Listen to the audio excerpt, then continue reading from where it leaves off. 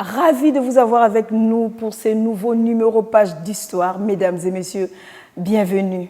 Une page d'histoire aujourd'hui nous fera découvrir les parcours exceptionnels des hommes forts, de ceux qui ont dirigé notre armée, les anciens chefs d'état-major.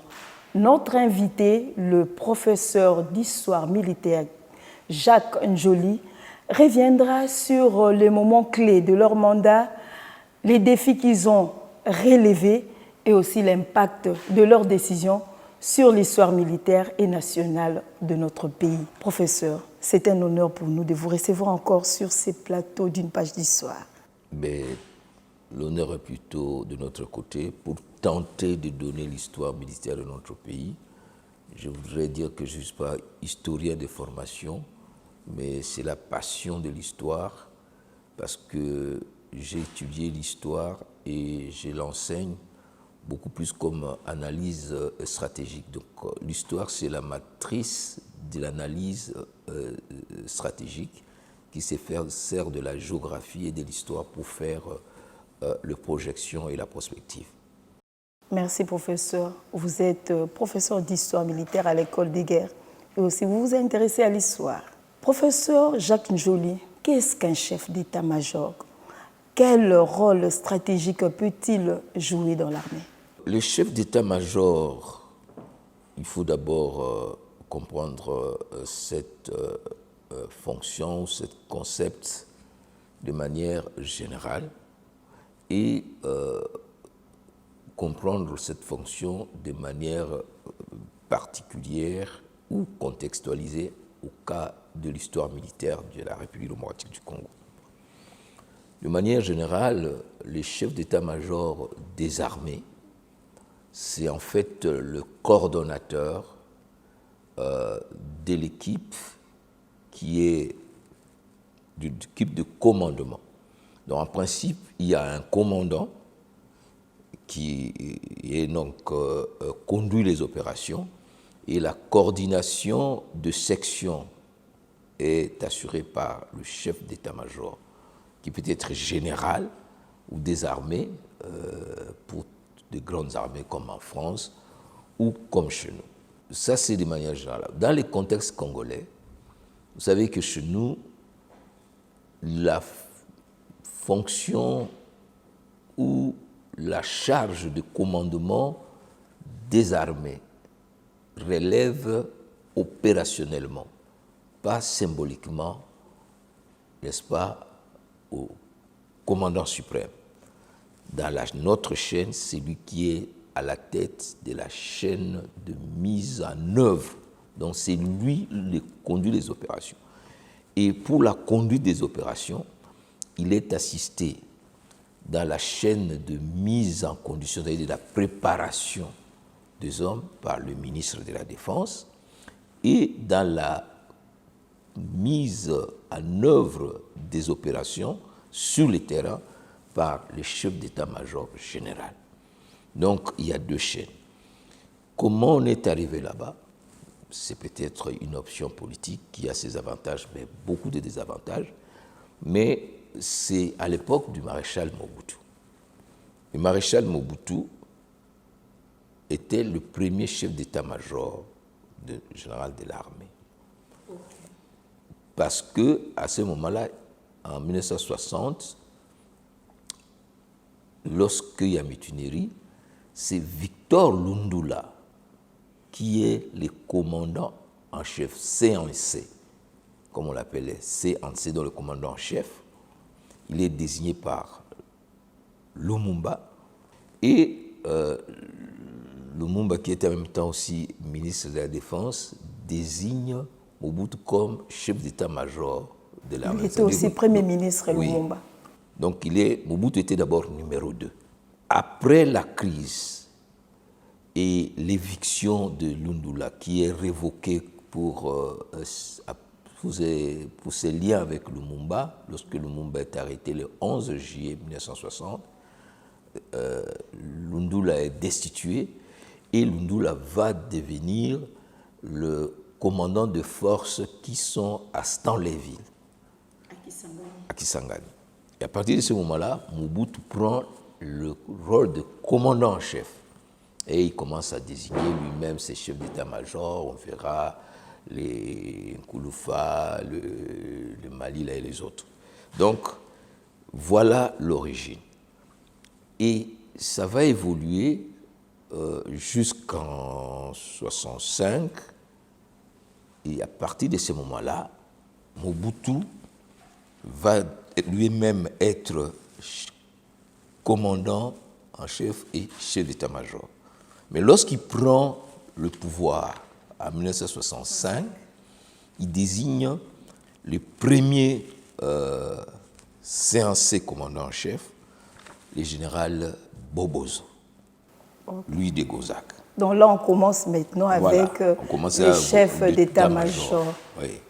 Alors, Bobozo le fait, et après Bobozo, Mobutu, après qu'il va désigner le général Bumba Mwaso Djogi.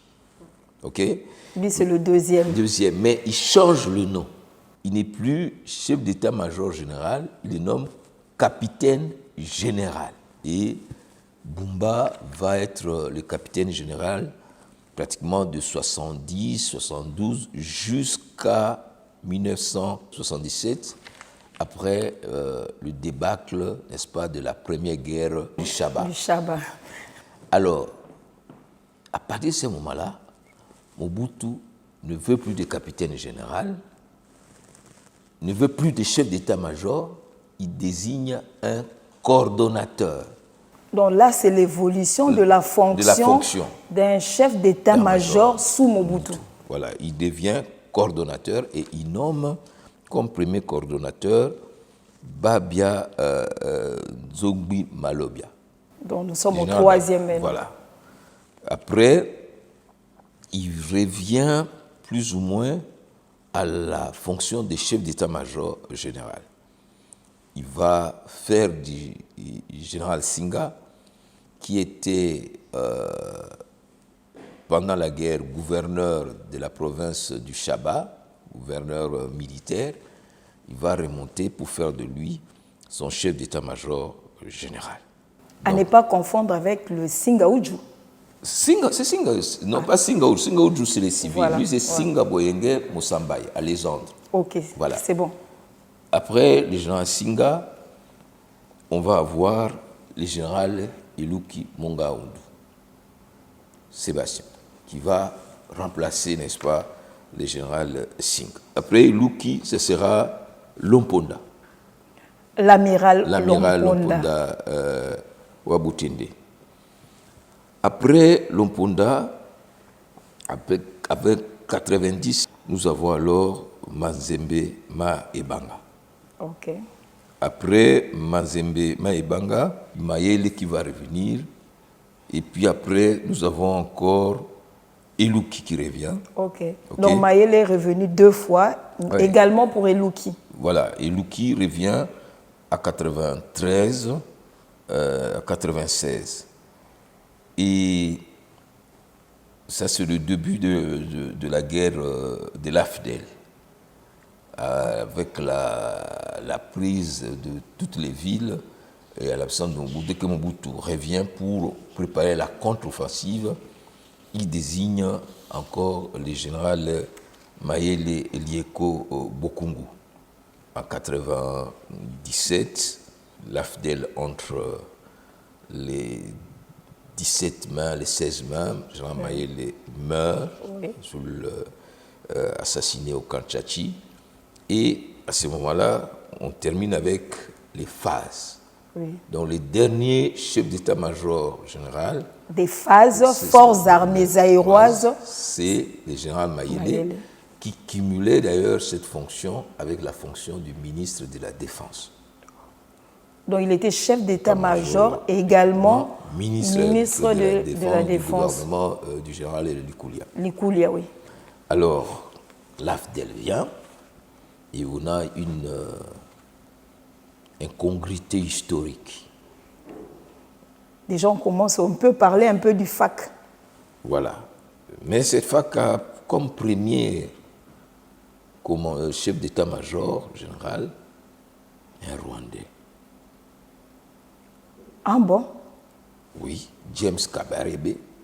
C'est la première fois dans l'histoire où un chef d'état-major d'un pays va être à la fois chef d'état-major d'un autre pays pour diriger. James Kabarebe. Donc un étranger, un chef d'état-major étranger qui dirige dans un autre pays. C'est pour vous dire l'incongruité affidèle. Donc, on ne l'appelait même pas Kabarebe, on l'appelait James Kabarebe, hein, pour faire un peu congolais. Pour faire un peu congolais, Kabarebe. Voilà. Oui. Et lui va aller jusqu'à 98, lorsque Mouzé finalement se décide de se séparer de Rwandais qui l'ont accompagné.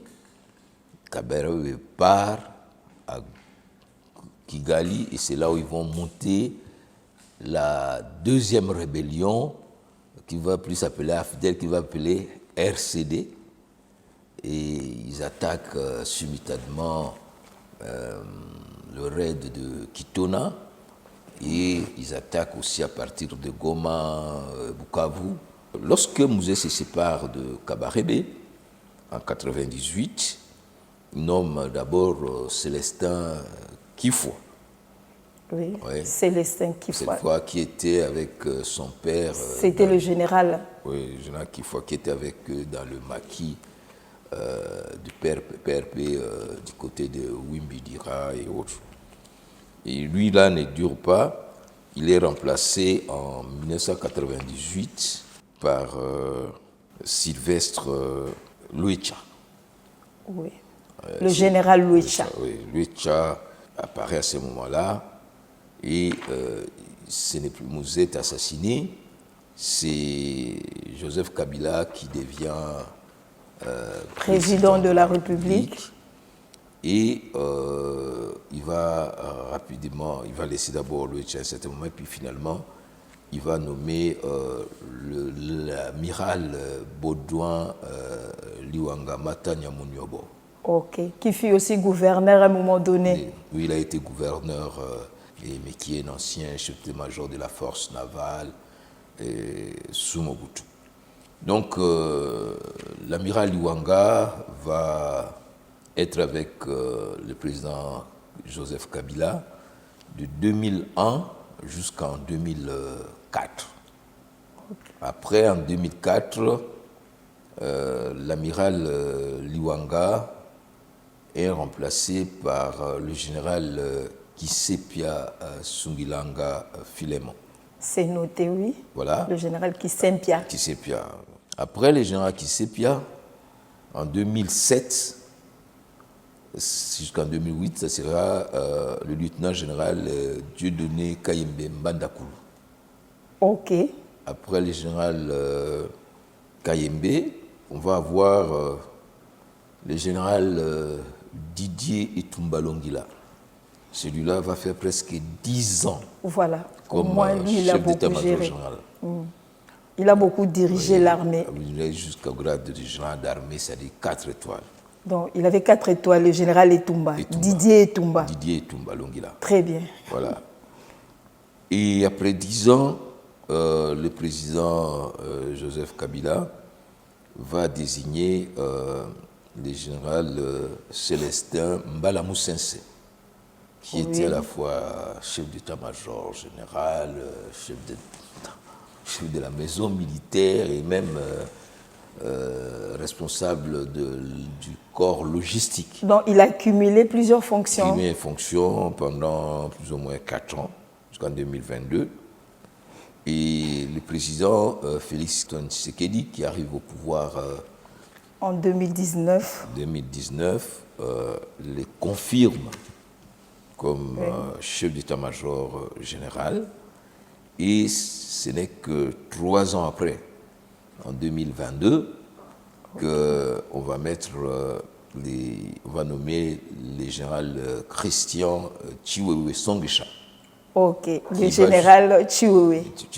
Donc là, sous le régime du président Félix Tshisekedi, il y a déjà 2 chefs d'état-major. Oui. Donc on a Mbalamusense et Chiwewe. Et depuis 2024, il y a à peine, même pas encore une année, Oui. parce que c'est le général Jules Banza Milamboué qui est le chef d'état-major général de forces armées de la République démocratique du Congo. Les chefs d'état-major qui ont marqué l'histoire militaire de notre pays, de notre armée, professeur. Bon, d'abord, pour marquer de l'histoire, il faut avoir la possibilité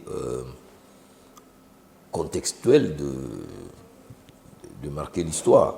L'articulation de la nouvelle armée, ce n'est plus le chef d'état-major qui a la conduite des opérations.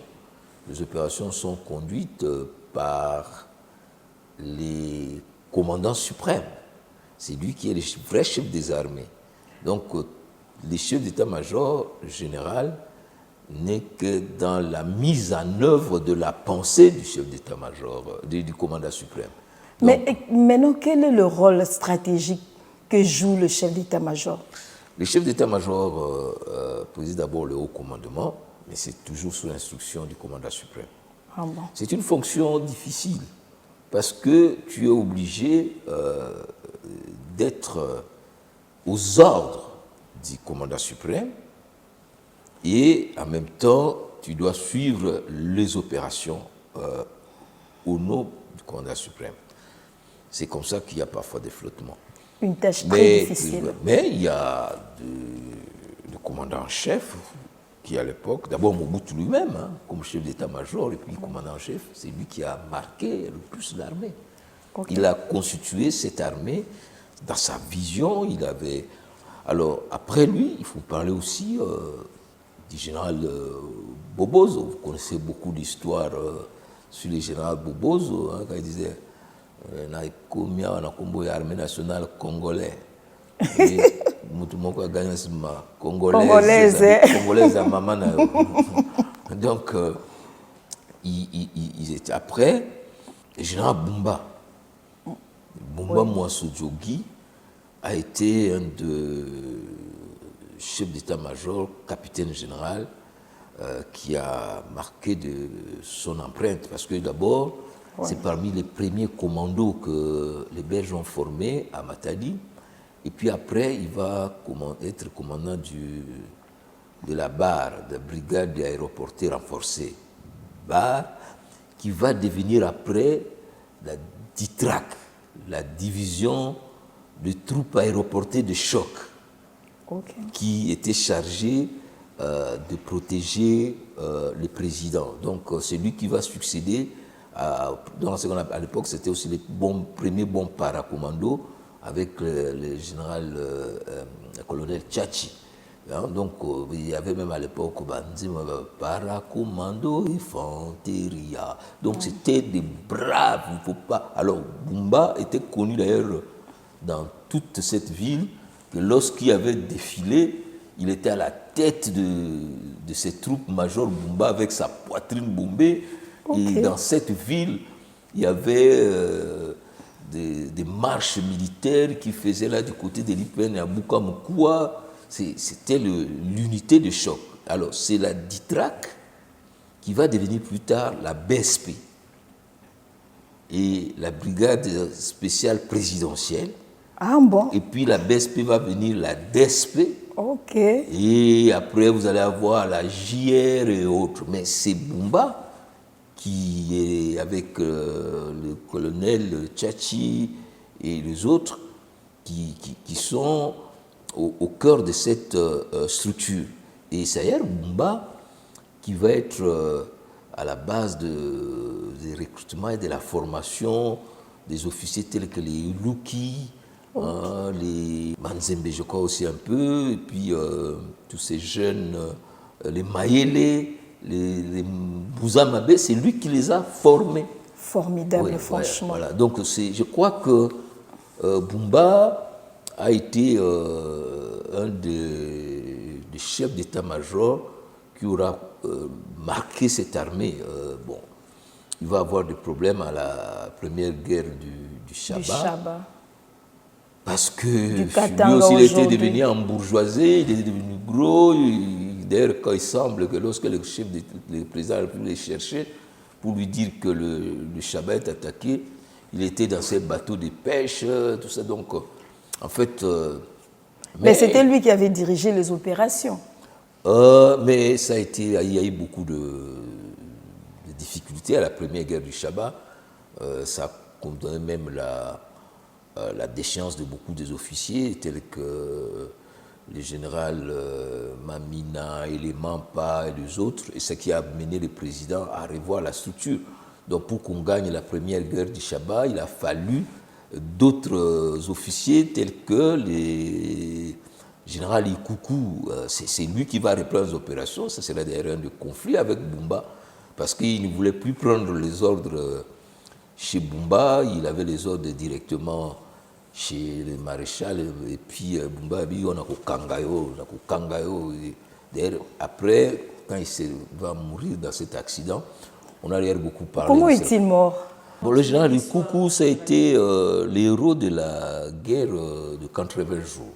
Okay. Vous savez, nous avons été attaqués par les troupes venues d'Angola, et c'est très rapidement, ces gens ont occupé la province actuelle de Lualaba, Kassanji et autres, et la contre-offensive a été menée essentiellement par le général Ikuku.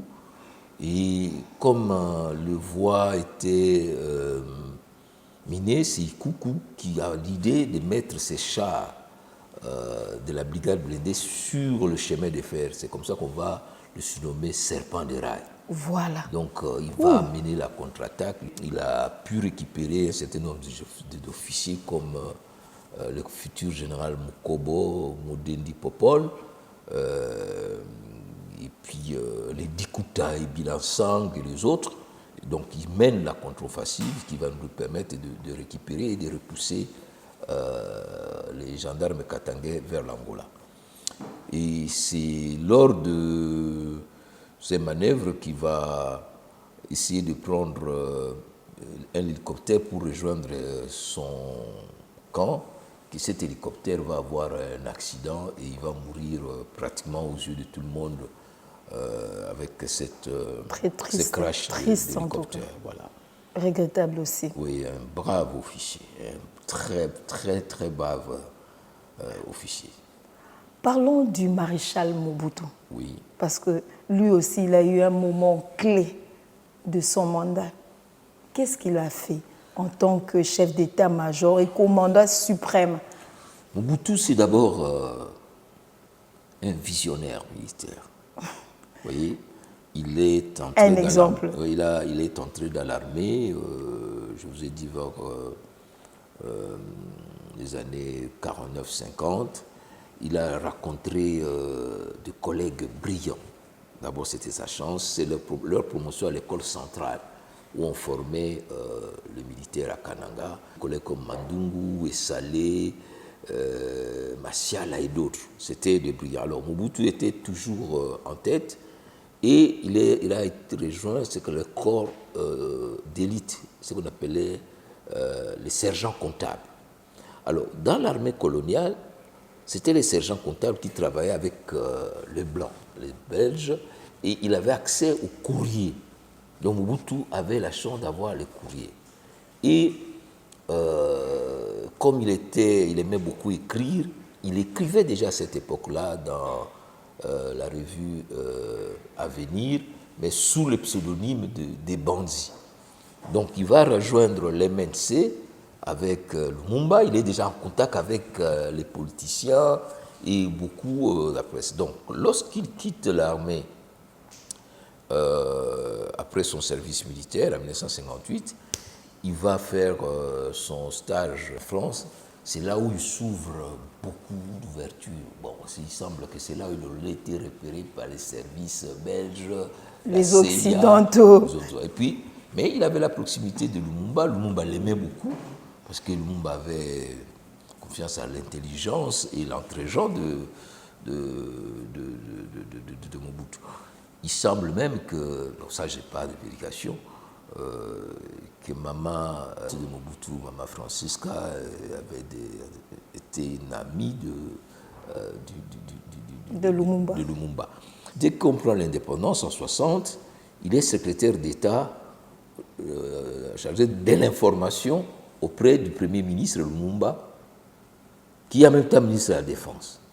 Mais Lumumba ne connaît pas très bien le monde de la défense. Donc, il va charger Mobutu de suivre cette question.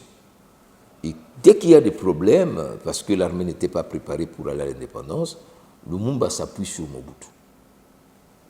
Mais il ne désigne pas Mobutu comme commandant en chef. Il le désigne comme chef d'état-major, mais il désigne son oncle Lundula.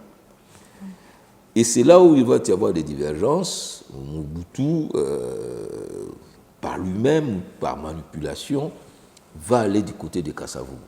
Il fait d'ailleurs son premier coup d'État le 5 septembre 1960. Il neutralise les deux pour mettre en place le collège. Il était très rusé, il était vraiment malin. Voilà, il prend le premier coup d'État, c'est ce qu'on appelle le coup d'État rampant. Il met en place, mais lui-même n'apparaît pas. Il met en place le groupe de jeunes qu'on appelait jeunes étudiants du collège des commissaires généraux. Les évolués de l'époque, les intellectuels. Bon, les étudiants, ils étaient presque tous en deuxième candidature ou autre. Les Kandolo, les Liaou, il les prend, les Tshisekedi et les autres, il les met devant. Il dit voilà, vous avez la mission de faire que ces pays ne disparaissent pas. Là, il a déjà repris les statuts de colonel et il a avec lui les premiers bataillons paracommando où il retrouve ses amis d'enfance dans l'armée. Donc, naturellement, il commence alors à monter cette armée. Il envoie des premiers élèves qui vont aller à l'école royale militaire, notamment le colonel Omba qui va revenir 3 ans après comme son secrétaire particulier. Donc, il a façonné cette armée-là comme il le voulait. Il envoie les gens en Israël, il forme, il envoie, et de sorte que, malgré les difficultés, il peut avoir un noyau qu'il appelle l'ANC, qui va lui permettre d'aller sur tous les fronts, parce qu'à ce moment-là, ce sont des rébellions partout.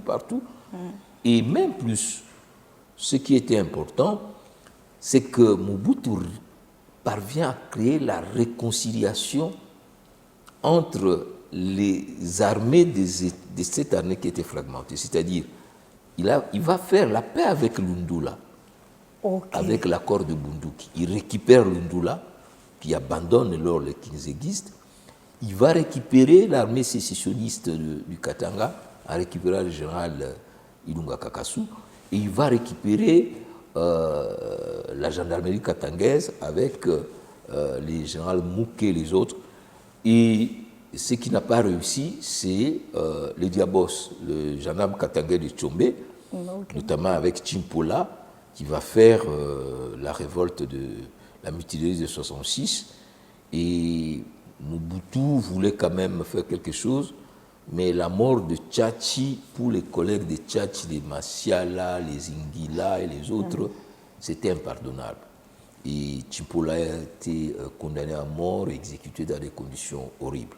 Mais vous pouvez rappeler comment est-ce que Tchachi, le colonel Tchachi est mort? Ah, le colonel Tchachi, c'était le chef d'état-major de la partie orientale.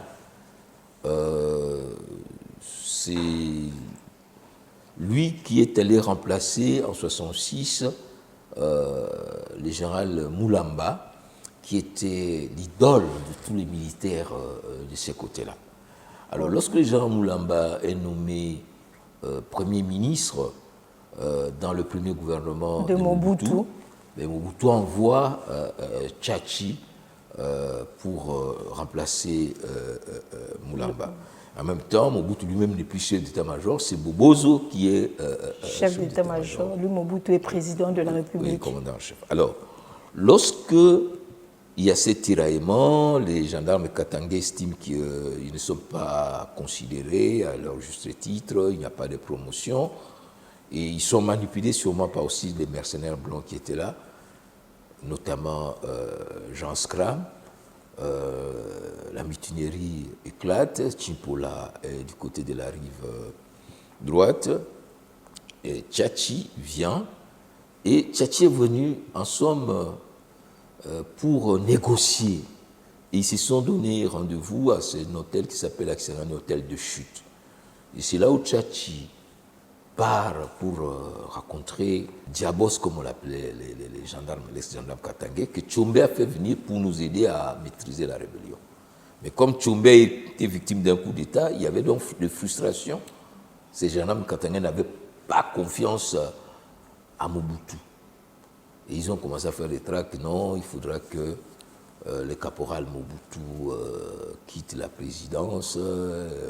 Donc eux, ils appelaient caporal. Oui, c'est comme ça que pour embêter Mobutu, on l'appelait caporal. Parce que, alors, Tchatchi est parti là-bas. Alors, Tchatchi est mort atrocement. Il l'a battu et sa garde de corps, son corps était criblé de balles. Pourtant, lorsque Moulamba est allé là-bas, essayer de calmer le jeu, ils avaient accepté. Mais ils estiment que alors Moulamba est rentré à Kinshasa, c'est là que ça a dégénéré. Et puis, alors c'était l'affrontement avec la mort de Tchatchi, où Tchoudi, qui était le commandant de la brigade mécanisée, a fait traverser les zones et appuyé par un groupe de mercenaires, notamment les Bob Denard, ils ont attaqué le QG de Diabos et ils les ont évacués de la ville, ils ont fui vers la Chopo et ils ont traversé. Mais ils avaient jeté le corps de Tchatchi. Une mort cruelle, horrible. Cruelle. C'est pourquoi, en souvenir de lui, comme c'était le premier commandant du bataillon paracommando, on a donné au camp... Camp colonel Tchatchi, le camp de l'Ozone. On dit que c'était un très bel homme, un très bel officier, courageux, aimé par ses hommes. Oui. Oui. Durant le mandat de Mobutu comme chef d'état-major, il a réussi à relever le défi, quoi.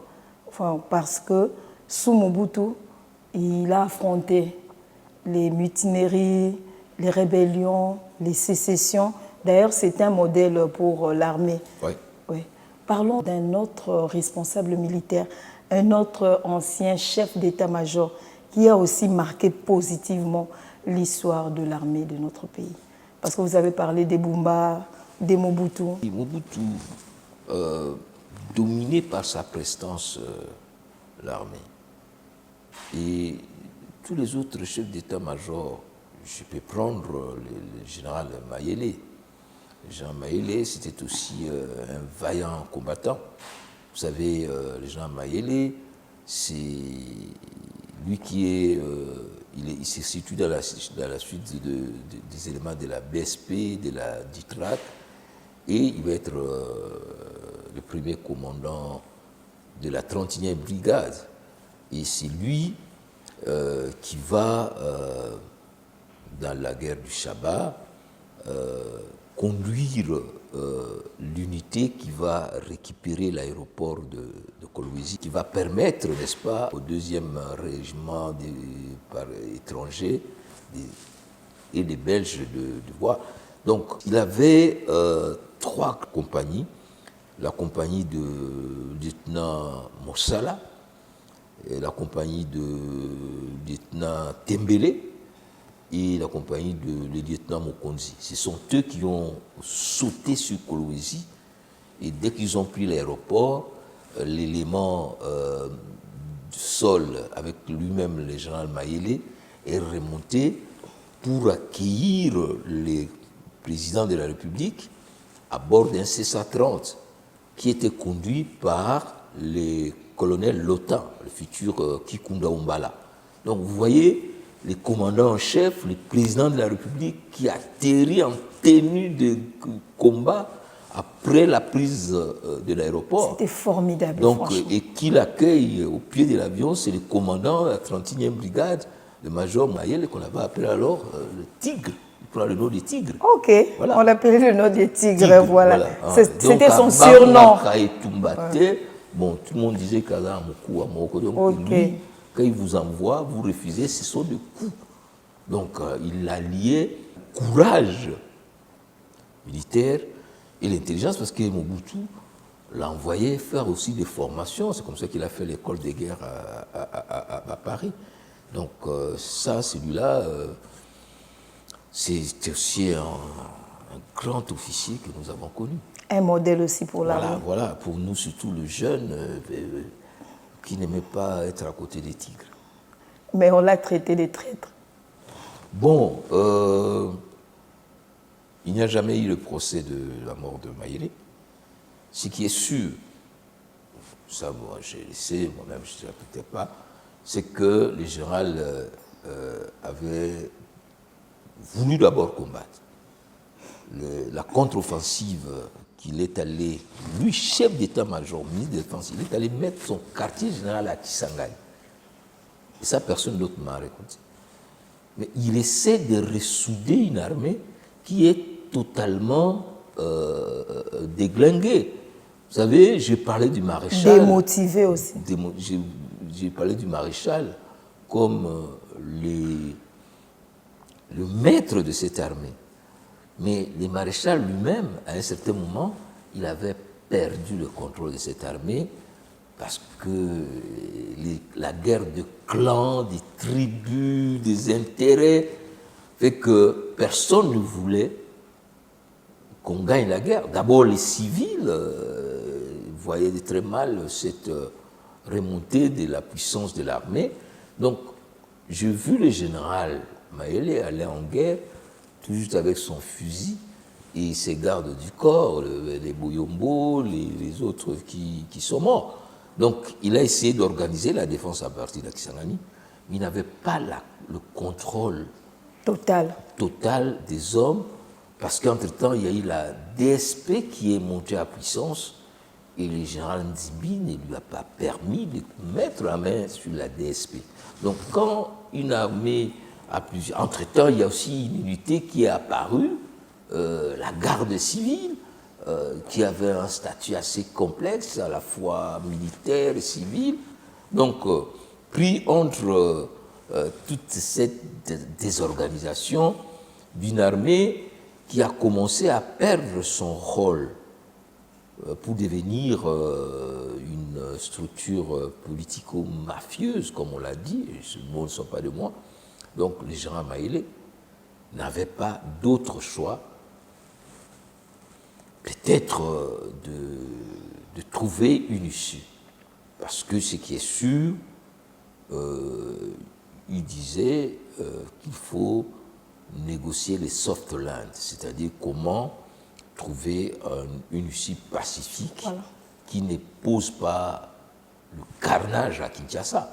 Parce que pour qu'il n'y ait pas bain de sang. Voilà, l'ennemi avait déjà traversé la rivière Wamba et nous étions à Maluku. Après avoir tenté, on a repoussé l'ennemi de Kenge, on l'a battu à Kenge, mais les considérations politiques, peut-être, mais aujourd'hui il est mort. Comment pouvons-nous juger le mort, puisqu'il n'est pas là pour se défendre? Continuons toujours avec les anciens chefs d'état-major. Un autre encore qui a pu marquer l'histoire. Luanga, c'est lui qui va mener les opérations de mise en commun de la nouvelle armée. Après l'accord de Sun City, il y avait un mémorandum spécifique pour l'intégration de l'armée.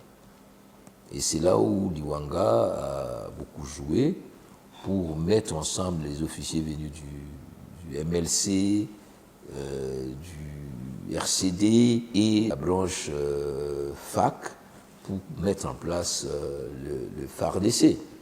Donc ce n'était pas une tâche facile de se retrouver avec ses anciens ennemis. Puis il avait la confiance du président Joseph Kabila pour mener à la tâche cette histoire.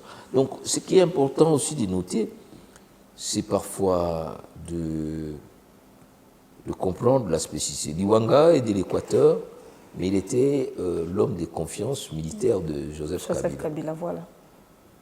Loin l'esprit du tribalisme. Dans l'armée, si tu fais du tribalisme, tu vas perdre la guerre. Parce que là, la réponse est cash, ou tu connais ou tu ne connais pas. Il faut la stratégie, la bonne stratégie alors. Mais surtout le choix des hommes. Parlons de la gérance de notre armée par un étranger. À l'époque, c'était comment? Bon, c'était l'histoire de l'AFDEL. L'AFDEL, c'était un conglomérat. Bon, Musée dira des aventuriers. Des aventuriers. Mais des gens qu'il a pris, comme maintenant, vous prenez, vous avez des Rwandais qui sont là, c'était des Rwandais. Kabarebe était Rwandais. Dan Mouzi et les autres, c'était des Rwandais. Parce que Musée n'avait pas de soldats. Musée est venu du maquis, Perpé, et il a trouvé les Ngandu Kisase, qui n'avaient pas aussi des soldats, et puis les Massassou. Comme toute rébellion, voilà, il n'y a que des mercenaires. Voilà, ils sont arrivés, mis en place par Kagame et Museveni, comme aujourd'hui, et ils leur ont donné les éléments de l'armée rwandaise.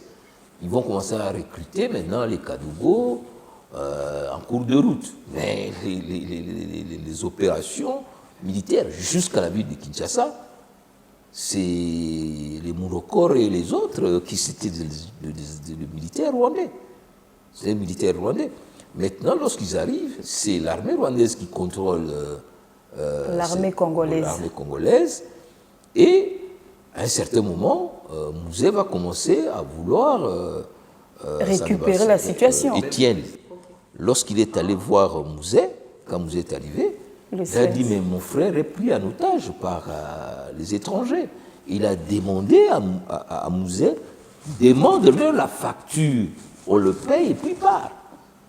Mais en retour, on arrête Étienne Tshisekedi, qu'il est renvoyé encore à Mupompa comme sous l'époque Mobutu. Okay. Il y a les Olengankoy et les Zaïdi Ngoma qui sont envoyés à Boluo et les autres.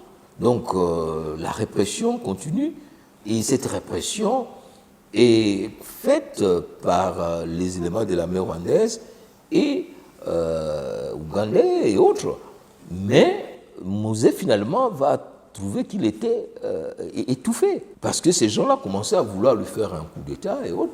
Et ça sera la mutinerie où il va demander aux Rwandais de rentrer chez eux et puis tout ce qui est arrivé, ils sont rentrés.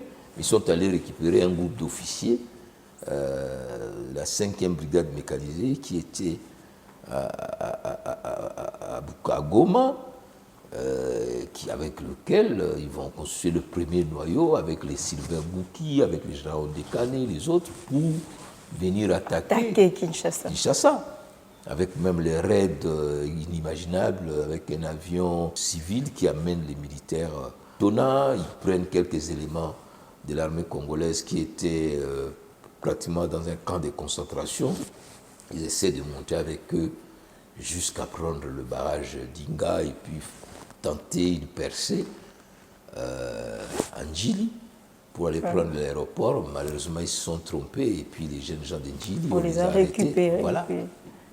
Alors, quand est-ce qu'il y a eu brassage et mixage? C'était sous quel chef d'état-major? Les brassages, mixage, c'est 2004 et puis plus tard. C'est en fait... et puis ça va se renforcer avec à partir de 2001. Les principes, c'était l'intégration des groupes armés.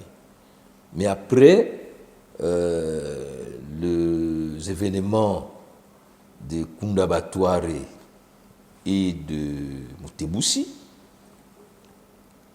et les scènes d'épée, on va alors faire le brassage. Mais eux, ils vont refuser le brassage. Le brassage, c'était de les intégrer totalement dans les forces armées.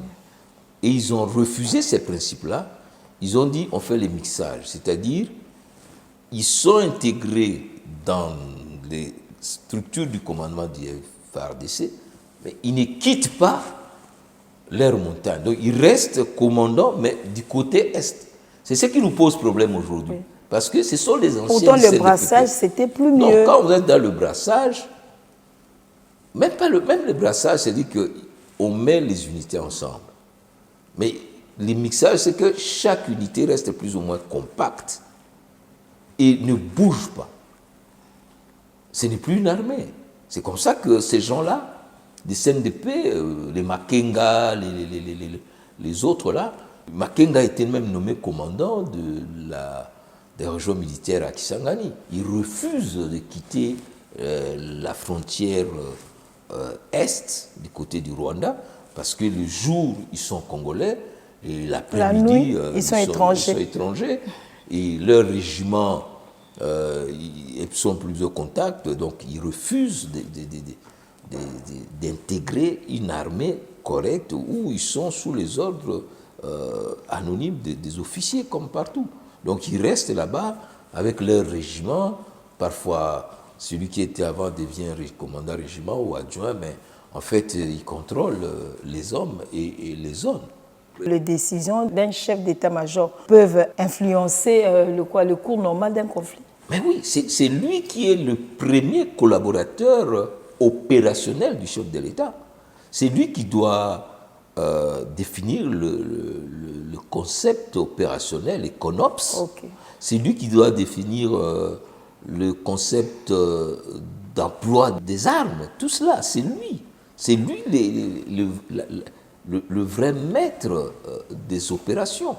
Et il a avec lui le commandant de zone de défense et le commandant des secteurs ou des axes. C'est lui qui conduit la guerre au nom et pour le compte du commandant suprême. C'est lui qui rencontre le commandant suprême. Vous savez, cette armée a fait des prouesses, hein. Je ne vous ai pas parlé. Oui. Qu'en 1968, nous sommes allés nous battre au Nigeria, la force aérienne a intervenu à la guerre de Biafra. Et le président Mobutu a été le premier chef d'État invité par le général Gowon pour le remercier, pour avoir mis fin à la guerre de Biafra. Nous sommes allés nous battre contre les Libyens au Tchad, avec un contingent de 2000 hommes, avec l'aviation, avec le colonel Mbo, les Siamouna et les autres. Nous sommes allés en Égypte, nous avons pris part. Nous sommes allés au Rwanda, nous avons mis en déroute Riguema et ses hommes. Donc, nous avons des officiers vaillants et des hommes capables. Il faut simplement se poser des questions pour savoir qu'est-ce qui ne va pas et puis corriger. Qu'est-ce qui fait que nous ne pouvons plus arriver à réaliser les exploits? Cette histoire de réintégration, des brassages, des missages, l'infiltration des anciens éléments de l'armée rwandaise et ougandaise dans notre structure nous a fait endormir. Il faut rapidement refonder l'armée sur de nouvelles bases avec des objectifs à court, moyen et long terme. Merci professeur, c'était un plaisir pour nous de vous recevoir sur ces plateaux de l'émission Une page d'histoire. Merci beaucoup de nous avoir donné cette opportunité. Un État, c'est d'abord une armée. Sans armée, vous n'avez pas d'État. Quand on parle de la souveraineté, c'est la capacité de décider. Vous ne pouvez décider que si vous avez une armée. Si vous n'avez pas d'armée, il faut oublier le concept souverain, le concept puissance et le concept État. Bien dit, professeur. Chaque leader avec ses succès et ses échecs. Vous avez suivi cette émission. À travers cette émission, nous pouvons tirer les leçons essentielles sur les parcours des anciens chefs d'état-major. Merci, chers téléspectateurs, de nous avoir suivis et à très bientôt pour une nouvelle page d'histoire.